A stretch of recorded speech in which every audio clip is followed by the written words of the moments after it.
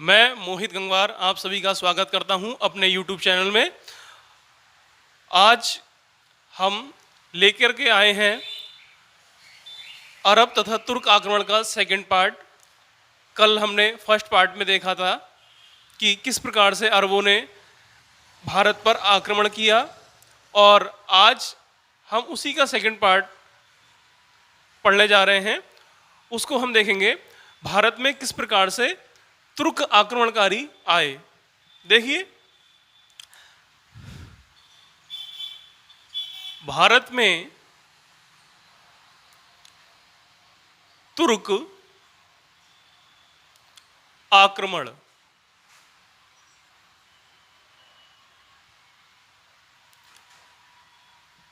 देखिए तुर्क थे कौन।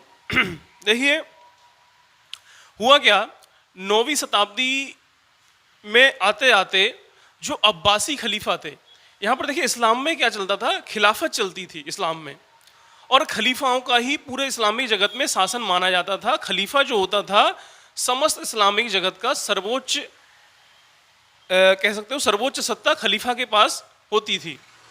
तो यहाँ भी क्या था, यहाँ पर जो खिलाफत थी अब्बासियों के पास थी, तो अब्बासियों की खिलाफत चल रही थी, और अब्बासियों की खिलाफत 9वीं शताब्दी में या 9वीं सदी में अपने चरमोत्कर्ष पर पहुंच चुकी थी, और 9वीं शताब्दी के बाद उसका पतन प्रारंभ हो गया।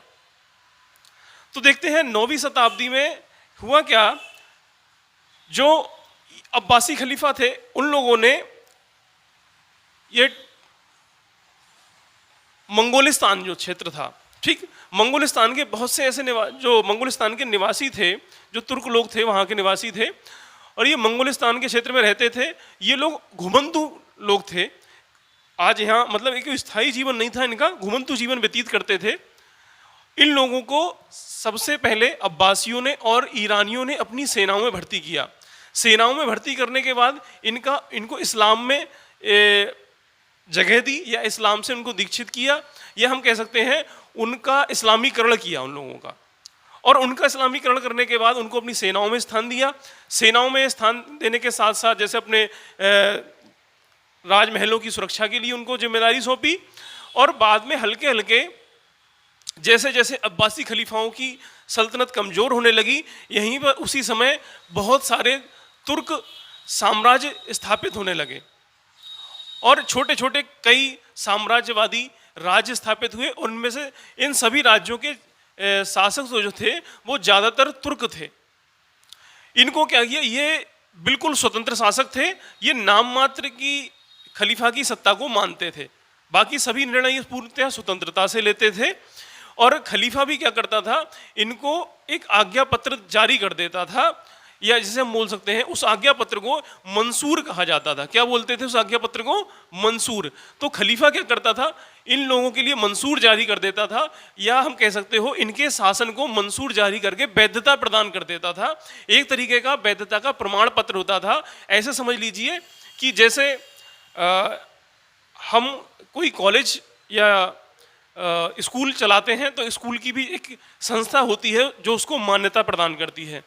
जैसे अगर आप उत्तर प्रदेश के स्कूलों में पढ़ते हैं तो उत्तर प्रदेश के जो भी स्कूल होंगे उनको यूपी बोर्ड मान्यता देगा, या अगर आप किसी कॉलेज में पढ़ते हैं तो कॉलेज को एक यूनिवर्सिटी मान्यता देती है। तो उसी प्रकार से खलीफा ने क्या करा, एक मान्यता पत्र जारी किया, है ना, या उनकी वैधता का एक पत्र जारी कर देता था, जिसे मंसूर भी बोलते थे। और उससे क्या होता था, नाम मात्र की सत्ता खलीफा की चलती रहती थी, बाकी पूर्णतः स्वतंत्र तरीके से ये सुल्तान लोग, बाद में इनको सुल्तान कहा जाने लगा, ये जो शासक थे इनको बाद में सुल्तान कहा जाने लगा, ये शासन करते थे। आगे देखते हैं, जो 9वीं शताब्दी में जब अब्बासी खलीफाओं का पतन आरंभ हुआ, तो यहाँ पर ये जो क्षेत्र था, मध्य एशिया का क्षेत्र था, यहाँ पर एक वंश स्थापित हुआ, या एक वंश निकल कर आया। इस वंश का नाम था समानी वंश। इस वंश की सत्ता थी, ये सबसे शक्तिशाली वंश था उस समय अब्बासी खलीफाओं के बाद में। और इसी वंश के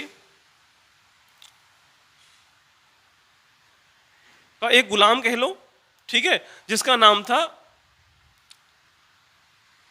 अल्पतगीन। अल्पतगीन। इस अल्पतगीन ने क्या किया,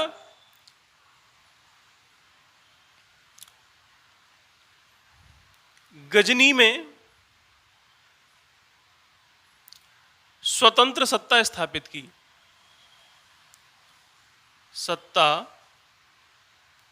स्थापित की। ये किसने की? अल्पतगीन ने। कब की? 962 ईस्वी में। कुछ समय पश्चात ये जो अल्पतगीन था, इसका एक गुलाम निकल करके आया जिसका नाम था सुबुक्तगीन।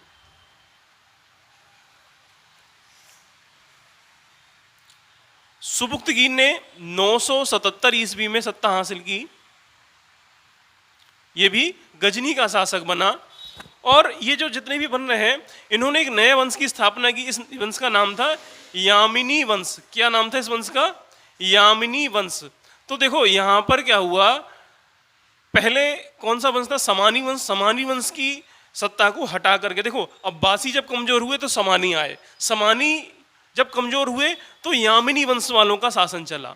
ठीक, यामिनी, देखो ये समानी वंश जो था, ये समझ लो तुम्हारा 873 ईस्वी के आसपास स्थापित हुआ था और ये 999 ईस्वी तक चला था। ये मतलब ये अपनी शक्तियों को खो चुका था, लेकिन नाम मात्र के लिए 999 तक चला था ये। ठीक, यहां पर देखेंगे ये यामिनी वंश जो है, यामिनी वंश से स्थापित हुआ और ये यामिनी वंश चलेगा आपका 1186 ईस्वी तक। ठीक, 1186 तक यामिनी वंश चलेगा। अभी जब हम अध्ययन करेंगे द्वितीय तुर्क आक्रमणकारी जो हमारा एक आएगा, मोहम्मद गौरी, मोहम्मद गौरी यामिनी वंश के जो अंतिम शासक होगा, ठीक, खुसरो शाह, उसको पराजित करने के बाद यामिनी वंश का पूर्णतया अंत कर देगा या पूर्णतया समापन कर देगा। तो देखिए यहाँ पर गजनी चल रहे हैं, वो गजनी में यामिनी वंश है। यामिनी वंश की जब सत्ता कमजोर होगी तो सल्जुक आएंगे, और सल्जुकों की जब सत्ता कमजोर होगी तो ख्वारिज्म आएंगे। ठीक, इस तरीके से ये वंश आते जाएंगे और एक दूसरा वंश उतना ही कमजोर होता जाएगा। मतलब कह सकते हो कि एक दूसरे की शक्तियों को अधिग्रहण करते जाएंगे ये लोग। तो जैसे हमारे भारत में 9वीं या 10वीं शताब्दी या 11वीं शताब्दी के आसपास स्थिति थी कि छोटे छोटे राजवंश थे और उनमें आपस में हमेशा झगड़ा चलता रहता था या एक दूसरे के राज्यों के ऊपर आक्रमण करते रहते थे, ठीक उसी प्रकार की स्थिति यहाँ हम मध्य एशिया में भी देखते हैं। यहाँ भी लगातार संघर्ष चल रहा है, लेकिन इनके संघर्ष में और हमारे यहाँ के संघर्ष में अंतर ये था कि यहाँ का जो संघर्ष था, ये लोग क्या करते थे, नई नई युद्ध नीतियों का प्रयोग करते थे, जिससे यहाँ के जो सैनिक थे वो ज़्यादा नई नई युद्ध नीतियों से परिचित हुए और जिस कारण से जिसका फायदा इनको भारत आक्रमण के समय मिला।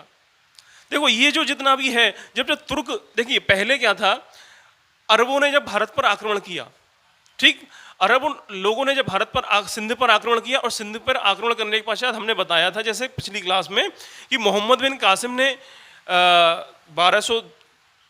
713 ईस्वी में जीता, लेकिन 713 ईस्वी में ही फिर उसको फांसी दे दी गई है, उसको मृत्युदंड दे दिया गया। उसके बाद यहाँ पर अरबियों का जो प्रभाव था वो कमज़ोर होता चला गया और अरब के देश के जो नागरिक थे या अरब देश के जो लोग थे या शासक जो सत्ता थी वहाँ की, उसने भी भारत की ओर विस्तार करने पर बहुत ज़्यादा ध्यान नहीं दिया।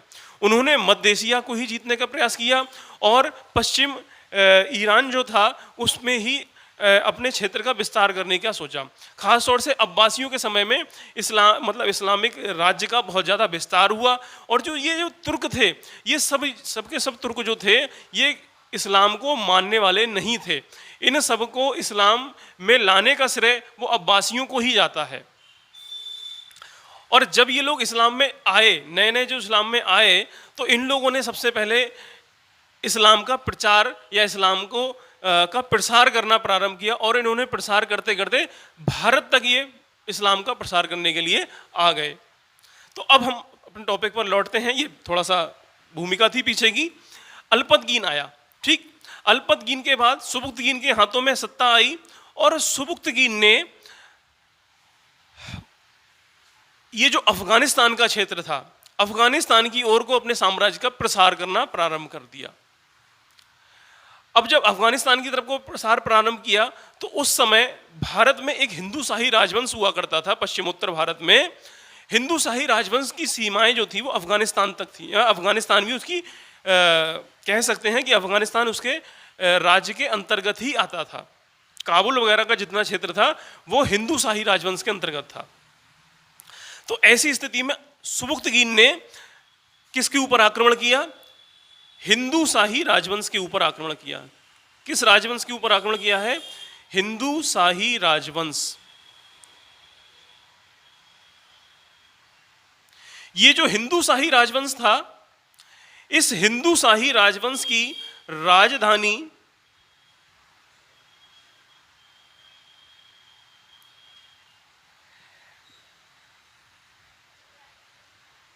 बेहिंद या इसको एक अन्य नाम से भी जानते थे, उद्भांडपुर। किस नाम से जानते थे? उद्भांडपुर। ये इसकी राजधानी थी हिंदू शाही राजवंश की। और उस समय हिंदू शाही राजवंश का शासक कौन था? शासक कौन था? उस शासक का नाम था जयपाल। क्या नाम था? जयपाल। हिंदू शाही राजवंश का उस समय शासक जयपाल था। इसके ऊपर 986 ईस्वी में 986 ईस्वी में या एडी में इसके ऊपर अटैक किया। किसने किया अटैक? सुबुक्तगीन ने। ठीक, किसके ऊपर किया? जयपाल के। और जयपाल को इन्होंने पराजित कर दिया। अब देखिए प्रश्न क्या बनता है, क्वेश्चन आएगा आपके एग्जाम में कि भारत पर आक्रमण करने वाला प्रथम तुर्क शासक कौन था? तो देखो, भारत पर आक्रमण करने वाला प्रथम तुर्क पूछा जाएगा तो आप किसका आंसर देंगे या किसका नाम को लिखेंगे? सुबुक्तगीन। कौन हो जाएगा? सुबुक्तगीन। भारत पर आक्रमण करने वाला प्रथम तुर्क शासक। ठीक, अब अगर क्वेश्चन में ये पूछा जाता है कि भारत पर आक्रमण करने वाला प्रथम मुस्लिम आक्रमणकारी कौन था, अगर ये पूछा जा रहा है प्रथम मुस्लिम आक्रमणकारी कौन था, तो कौन हो जाएगा? प्रथम मुस्लिम आक्रमणकारी। तब देखिए हमारा आंसर क्या हो जाएगा? मोहम्मद बिन कासिम।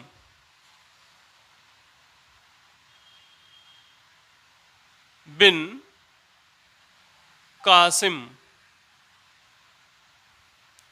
तब आंसर होगा मोहम्मद बिन कासिम। मोहम्मद बिन कासिम जो था वो भारत पर आक्रमण करने वाला प्रथम मुस्लिम आक्रमणकारी था। और अगर क्वेश्चन में यह पूछा जा रहा है भारत पर आक्रमण करने वाला प्रथम तुर्क आक्रमणकारी कौन था, तब आंसर हो जाएगा हमारा सुबुक्तगीन। कौन हो जाएगा? सुबुक्तगीन। और ये दोनों ही इंपॉर्टेंट हैं, ये प्रश्न में पूछे जाते हैं, इनको आप नोट जरूर करें। अब देखिए सुबुक्तगीन ने आक्रमण किया और काबुल वगैरह का जो क्षेत्र था उस पर अधिकार कर लिया। इस पर अधिकार करने के पश्चात सुबुक्तगीन ने, राजा जयपाल पराजित हुए थे इससे। इसके बाद 998 ईस्वी में, जब 998 ईस्वी आया, 998 ईस्वी में सुबुक्तगीन की मृत्यु हो जाती है। सुबुक्तगीन की मृत्यु के बाद जो गजनी का शासक बनता है वो बनता है उसका एक पुत्र इस्माइल।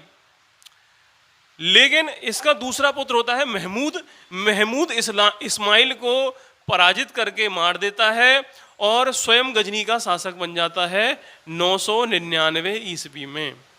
इसलिए देखिए कुछ किताबें महमूद गजनबी के शासन को संभालने की तिथि को 998 ईस्वी भी देती हैं और कुछ किताबों में आपको 999 ईस्वी मिलेगा।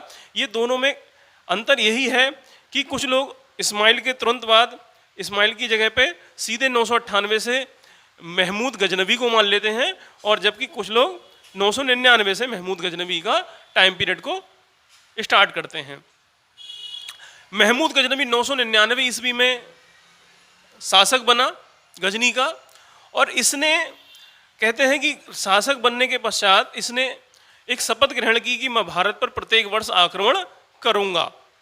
देखिए, भारत पर आक्रमण करने का जो महमूद गजनबी का उद्देश्य था, उद्देश्य क्या था? ये मध्य एशिया, संपूर्ण मध्य एशिया को विजित करना चाहता था महमूद गजनबी, और संपूर्ण मध्य एशिया को विजित करने के लिए महमूद गजनबी को अत्यधिक धन की आवश्यकता थी।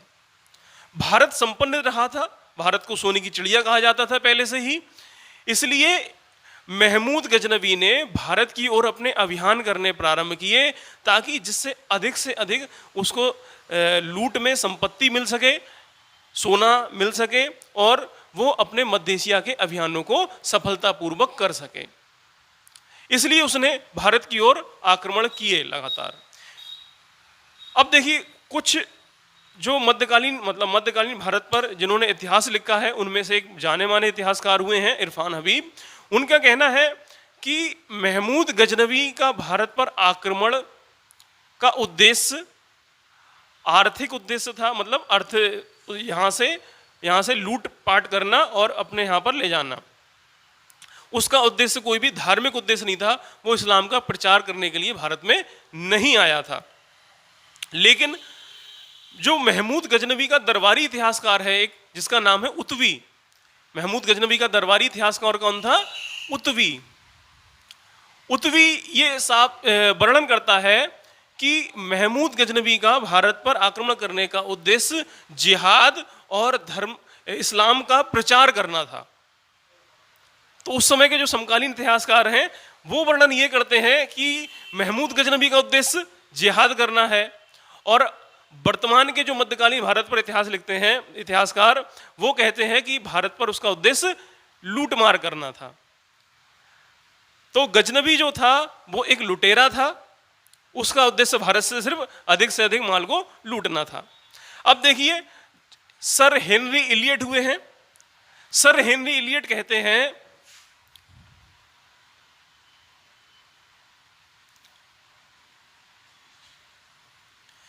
सर हेनरी इलियट ने कहा है कि महमूद गजनबी ने 1000 ईस्वी से लेकर के 1027 ईस्वी तक भारत पर 17 बार आक्रमण किया। कितने बार आक्रमण किया है महमूद गजनबी ने? 17 बार आक्रमण किया, ये सर हेनरी इलियट बताते हैं। तो महमूद गजनबी का जो भारत में प्रथम आक्रमण हुआ, अब देखिए महमूद गजनबी के भारत में जो 17 आक्रमण हुए, इन 17 आक्रमणों में से आपसे सभी आक्रमणों के बारे में नहीं पूछेगा, है ना। आपसे सिर्फ कुछ महत्वपूर्ण आक्रमणों के बारे में पूछा जाएगा, कि जैसे आपसे पूछा जाएगा कि महमूद गजनबी का प्रथम आक्रमण कब और किस शासक के विरुद्ध हुआ, तो आपको पहला आक्रमण याद रखना है। ऐसे ही आपसे पूछ सकता है कि महमूद गजनबी का अंतिम आक्रमण किसके ऊपर हुआ, तो अंतिम आक्रमण हमको बताना है। तो हम कुछ महत्वपूर्ण जो भारत में महमूद गजनबी के आक्रमण हुए हैं उनके ऊपर ही चर्चा करेंगे। सभी 17 आक्रमणों के बारे में हम यहाँ पर चर्चा नहीं करेंगे। देखिए, सबसे पहला आक्रमण 1000 ईस्वी में महमूद गजनबी ने किया, किसके ऊपर? हिंदू शाही राजवंश के ऊपर, हिंदू शाही राजवंश के ऊपर। देखिए, हिंदू शाही राजवंश के ऊपर हम पहले भी चर्चा कर चुके हैं। इसकी राजधानी और इसके शासक का नाम हम थोड़ी देर पहले आपको बता चुके हैं। तो जो इसका शासक था जिसका नाम था जयपाल, तो जब सुबुक्तगीन ने भारत पर आक्रमण किया तब भी जयपाल ही शासक था, और जब 1000 ईस्वी में महमूद गजनबी ने हिंदू शाही राजवंश के ऊपर आक्रमण किया तब भी शासक कौन होगा? जयपाल। तो महमूद गजनबी ने भी जयपाल को पराजित किया। तो हम अगर प्रश्न पूछा जा रहा है महमूद गजनबी का प्रथम आक्रमण किसके विरुद्ध था, तो हिंदू शाही राजवंश के विरुद्ध था। हिंदू शाही राजवंश का शासक कौन था? राजा जयपाल थे उस समय, ठीक। और विजय किसकी हुई? महमूद गजनबी की हुई। दूसरा आक्रमण भी इन्होंने क्या किया? 1001 ईस्वी में फिर इन्होंने आक्रमण किया। और ये इस बार भी महमूद गजनवी ने हिंदू शाही राजवंश को ही टारगेट किया। जयपाल दोबारा पराजित हुए, और जयपाल जब दोबारा पराजित हुआ तो उसने आत्मग्लानि से आत्महत्या कर ली। ठीक, जयपाल ने क्या कर लिया,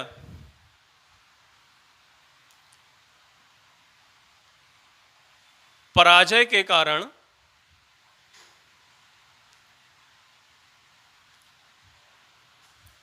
आत्महत्या कर ली।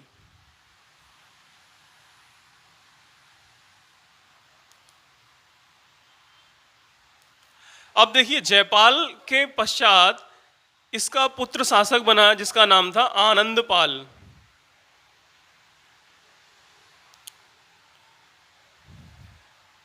आनंदपाल शासक हुआ। आनंदपाल के बाद त्रिलोचन पाल भी होगा, इन्हीं के वंश का एक शासक, त्रिलोचन पाल।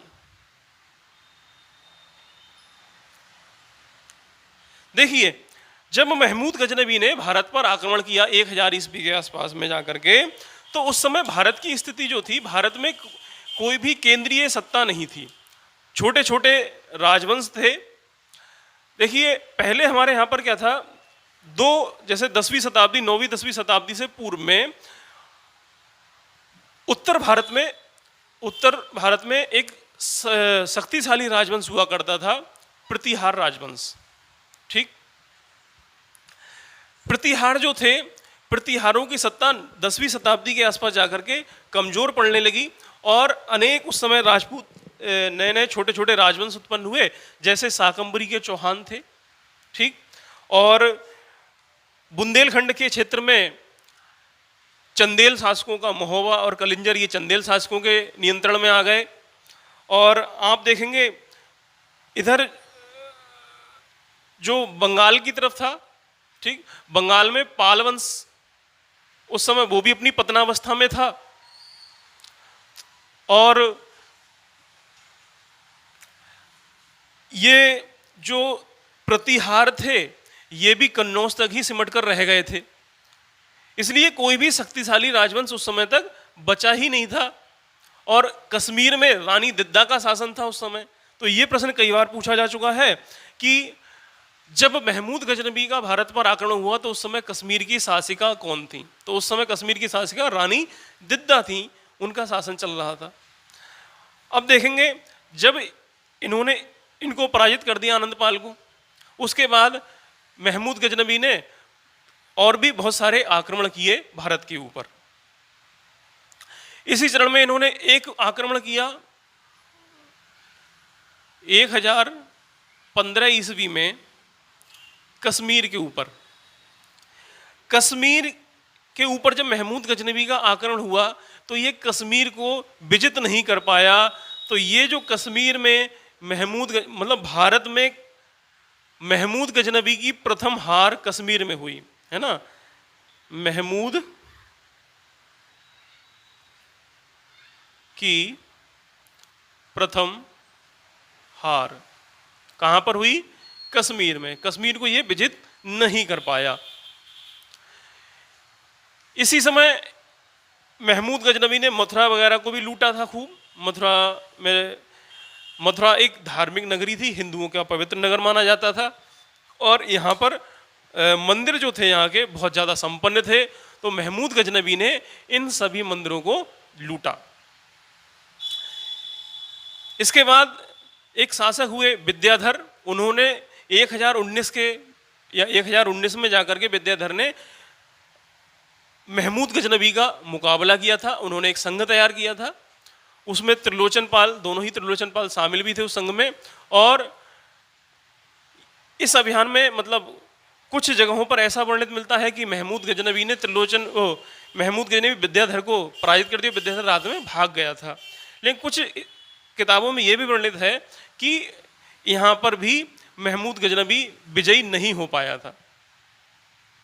ठीक, अब देखिए, अब अगला जो आक्रमण है, जो महमूद गजनवी का सबसे प्रसिद्ध आक्रमण है, वो है 1025 ईस्वी में। 1025 ईस्वी में इन्होंने किसके ऊपर आक्रमण किया? गुजरात के ऊपर। गुजरात के ऊपर आक्रमण किया है। और गुजरात में ही एक मंदिर था, उस मंदिर का नाम था सोमनाथ का मंदिर। सोमनाथ का मंदिर। सोमनाथ का मंदिर धन संपदा से अत्यधिक संपन्न मंदिर था और 1025 ईस्वी में जिसने गुजरात पर आक्रमण किया तो इसने सोमनाथ के मंदिर को लूटा।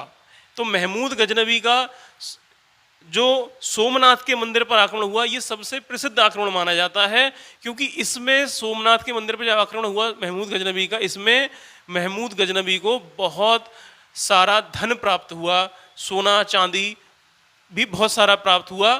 तो ये मतलब जितने भी महमूद गजनवी के अभियान हुए उन सभी अभियानों में सबसे ज़्यादा जो संपत्ति प्राप्त हुई या धन दौलत प्राप्त हुई वो सोमनाथ आक्रमण से ही महमूद गजनवी को प्राप्त हुई।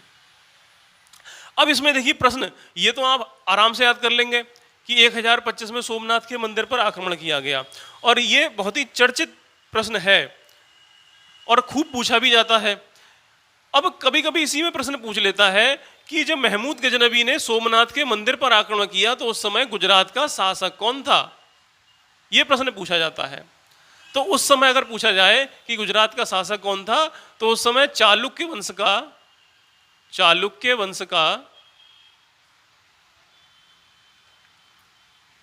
भीम प्रथम शासक था। इस व्यक्ति के नाम को याद रखिएगा, भीम प्रथम। अभी एक भीम द्वितीय भी आएगा, ठीक, वो मोहम्मद गौरी के समकालीन होगा। अभी आप भीम प्रथम को याद रखिए। तो आप ऐसे याद रख सकते हैं कि जब महमूद गजनवी ने आक्रमण किया तो भीम प्रथम था और जब दूसरा तुर्क आक्रमणकारी मोहम्मद गौरी आया तो भीम द्वितीय हुआ, ठीक। अब देखिए यहां से जब लूट करके जो जा रहे थे महमूद गजनवी जब लूट करके जा रहा था तो इसको रास्ते में खोखरों ने लूटा। खोखर जनजाति हुआ करती है, ये जाट समुदाय के या कह सकते हो जाट लोग थे, इन्होंने इसको लूट लिया रास्ते में, लूटपाट की इसके साथ में महमूद गजनवी के साथ में। तो महमूद गजनवी ने अपना जो अंतिम आक्रमण किया भारत के ऊपर 1027 ईस्वी में, ये कौन सा इसका आक्रमण था, अंतिम आक्रमण था भारत के ऊपर महमूद गजनवी का। ये इसका आक्रमण खोखरों के विरुद्ध ही हुआ या जाटों के विरुद्ध ही हुआ।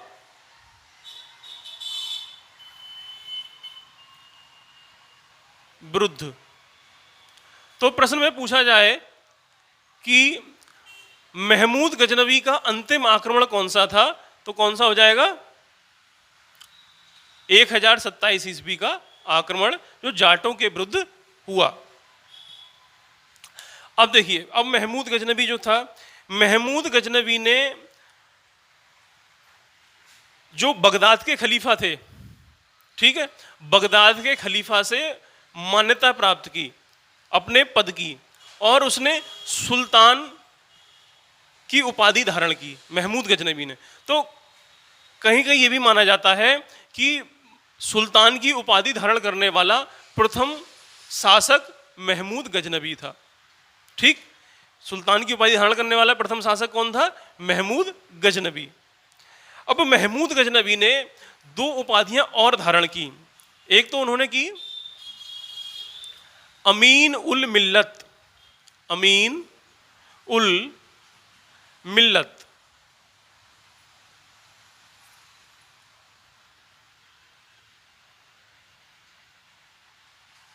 और दूसरी थी इनकी यामिन उद्दौला, यामिन उद्दौला। तो ये दोनों ही उपाधियां इसकी याद रखिएगा, ये किसने धारण की थी, महमूद गजनवी ने धारण की थी ये दोनों उपाधियां, ठीक। महमूद गजनवी के दरबार में बड़े बड़े विद्वान रहते थे। इन विद्वानों में जैसे प्रमुख विद्वानों को मैं नाम लेना चाहूंगा, जैसे अलवरूनी था, उतवी था, फिरदौसी था, बैहाकी था, ये सब प्रमुख विद्वान, उजारी था, तूसी था, ये सब बहुत सारे विद्वान इसके दरबार में निवास करते थे। इन सभी विद्वानों में जो सबसे ज्यादा प्रसिद्ध है वो है अलवरूनी का नाम। क्यों प्रसिद्ध है, क्योंकि अलवरूनी जो था वो महमूद गजनवी के साथ भारत आया था, और भारत में आकर के उसने यहाँ के बहुत सारे ग्रंथों का भी अध्ययन किया। भारत में आकर के उसने संस्कृत का अध्ययन किया। तो संस्कृत का अध्ययन करने वाला जो प्रथम मतलब कह सकते हो मुसलमान था वो अलबरूनी ही हो जाएगा। यहाँ आकर के उसने पुराणों का अध्ययन किया, तो पुराणों का अध्ययन करने वाला प्रथम मुस्लिम भी कौन हो जाएगा? अलबरूनी। अब देखिए अलबरूनी जो था वो इसके राज्य का निवासी नहीं था। वैसे अलबरूनी ने क्या किया, देखो अलबरूनी जो था वो, देखिए मैं अलबरूनी के बारे में थोड़ा सा लिख देता हूँ, आप उसको नोट कर लीजिएगा, इंपॉर्टेंट है। मैं जो भी बोर्ड पे लिखता हूँ आप उसको अपने नोटबुक में नोट कर लिया करें।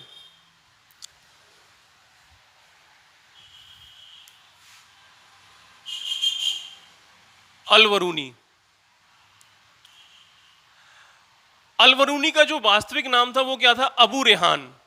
कभी इसका नाम पूछे कि अबू रेहान किसका नाम था या अलबरूनी का वास्तविक नाम क्या था, तो क्या हो जाएगा? अबू रेहान। ये कहाँ का निवासी था? खीवा का। कहाँ का निवासी था? खीवा का निवासी था, खीवा का। ठीक, या हम इसे ख्वारिज्म भी लिख सकते हैं, ख्वारिज्म, यहाँ का ये निवासी था। महमूद ने मतलब महमूद गजनवी ने 1017 ईस्वी में ख्वारिज्म के ऊपर आक्रमण किया था।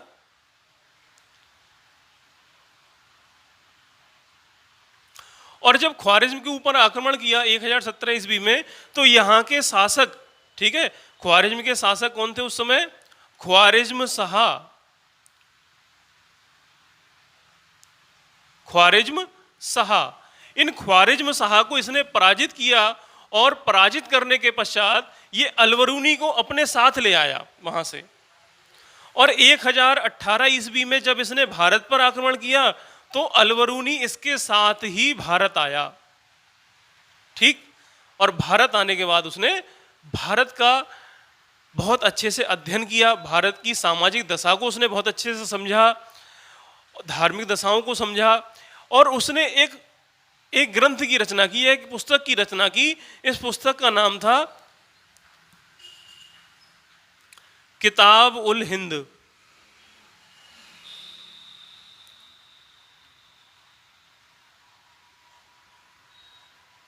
किताब उल हिंद, या इसको एक नाम और जानते हैं, कहीं कहीं आपको मिलेगा, तारीख ए हिंद। तारीख ए हिंद। ठीक, तो तारीख ए हिंद पूछे चाहे किताबुल हिंद पूछे, दोनों में से एक कोई नाम पूछे और वो पुस्तक किसकी हो जाएगी? अलबरूनी की। अब अलबरूनी ने की जो पुस्तक लिखी, इसका हिंदी अनुवाद जो किया है वो रजनीकांत शर्मा ने किया है। रजनीकांत शर्मा। कभी प्रश्न आए कि तारीख हिंद का हिंदी अनुवाद किसने किया है? रजनीकांत शर्मा। इसी में पूछ लेता है कि अंग्रेजी अनुवाद किसने किया है, तो अंग्रेजी अनुवाद हो जाएगा एडवर्ड सचाऊ। ठीक, ये आप जरूर नोट करिएगा। जो थोड़ी सी अच्छे स्तर की परीक्षाएं होती हैं जैसे एसएससी सीजीएल वगैरह हो गई, उसमें इस प्रकार के प्रश्न पूछे जाते हैं। ठीक है, वहां पूछ सकता है कि इसका अंग्रेजी अनुवाद किसने किया। तो ये हो गया अलबरूनी के बारे में। अब देखिए जो महमूद गजनवी था, इसकी मृत्यु 1030 ईस्वी में हो गई। 1030 ईस्वी में इसकी मृत्यु हो गई और इसके बाद इसका पुत्र मसूद शासक बना, है ना। और मसूद ने कुछ समय तक शासन किया और हल्के हल्के फिर यामिनी वंश की भी सत्ता कमजोर होने लगी। और जब यामिनी वंश की सत्ता कमजोर हुई तो हमने बताया यहाँ पर सल्जुकों का शासन होगा। सल्जुकों के बाद ख्वारिज्मों का आ जाएगा, वर्चस्व बढ़ेगा ख्वारिज्मों का। और ख्वारिज्मों के वर्चस्व बढ़ने के बाद फिर से एक ससवनी वंश आएगा जिसमें मोहम्मद गौरी होगा। ठीक, अच्छा, एक इनके समय में एक और राइटर हुआ फिरदौसी। फिरदौसी को क्या था, मोहम्मद गौरी ने उससे वादा कर दिया कि आप जो एक प्रत्येक पद की रचना करेंगे, मैं हर पद की रचना पर आपको एक सोने की मोहर प्रदान करूंगा। फिरदौसी ने पूरा ग्रंथ लिख करके तैयार कर दिया और महमूद गजनवी जो था उसने उसको सोने के मोहरें प्रदान नहीं की, वो अपने वादे से मुकर गया और उसकी बड़ी बेइज्जती सी कर दी दरबार में। तो फिरदौसी ने अपने अपमान के कारण आत्महत्या कर ली। ठीक है, तो ये समझ सकते हो ये एक लुटेरा शासक था और जो कलाकारों को वादे करके भी पैसे उनके नहीं देता था। फिरदौसी ने एक रचना की, या जिस पुस्तक की रचना की उसका नाम है शाहनामा। तो फिरदौसी के द्वारा लिखित पुस्तक कौन सी हो जाएगी? शाहनामा।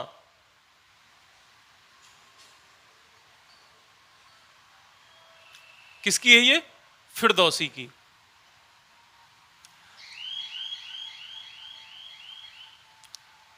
अच्छा, ये इनके दरबारी इतिहासकार थे उतवी, है ना।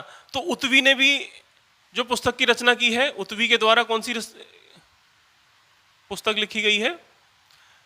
इसका नाम है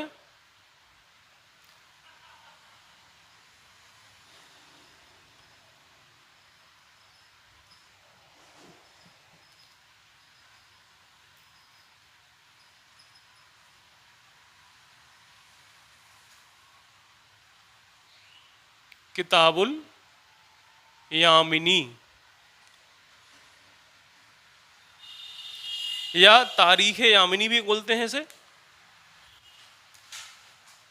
किताबुल यामिनी या तारीख यामिनी भी लिख सकते हो, मतलब बोला जाता है उसको। तो तारीख यामिनी भी पूछे तब भी आप बताएंगे इसकी उतवी की, और पूछे किताबुल यामिनी तब भी आप उतवी की बताएंगे। एक और इनके दरबार में हुए बैहाकी।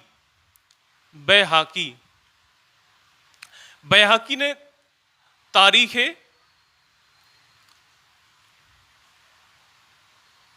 सुबुक्तगीन की रचना की। तारीख सुबुक्तगीन की रचना की। तो आप ये भी नोट कर लीजिएगा, बैहाकी की पुस्तक है, उतवी की कौन सी पुस्तक है, और फिरदौसी की कौन सी रचना है? शाहनामा। अच्छा, एक चीज और लिखिएगा, शाहनामा जो थी ये ऊपर शायद दिख नहीं रहा होगा, मैं यहाँ नीचे लिख देता हूँ, नीचे यहाँ लिख देता हूँ साफ साफ। फिरदौसी इसकी रचना है शाहनामा, और ये किस में है? फारसी में लिखी गई है। कौन सी भाषा में लिखी गई है? फारसी में। ठीक, तो ये इनमें से भाषाएं भी याद रखिएगा। शाहनामा फारसी में है, और बाकी जितनी भी पुस्तकें मैंने लिखवाई जैसे तारीख सुबुक्तगीनी, किताबुल यामिनी, ठीक है, ये सब अरबी में है। और ये आपकी जो अलवरूनी के द्वारा तारीख हिंद लिखी गई, ये भी कौन सी भाषा में है? अरबी। कौन सी भाषा में है? अरबी भाषा में है। ठीक, तो यहाँ पर हम जो मुख्य बिंदु थे उन सब के ऊपर विस्तार से चर्चा भी कर ली। और अब इसके बाद जो द्वितीय तुर्क आक्रमणकारी आएंगे उनको हम अगले पार्ट में पढ़ेंगे। तब तक आप इसको बहुत अच्छे से पढ़िएगा, और जो आपको महत्वपूर्ण लगे उसको नोट करिएगा। मिलते हैं अगली क्लास में। धन्यवाद।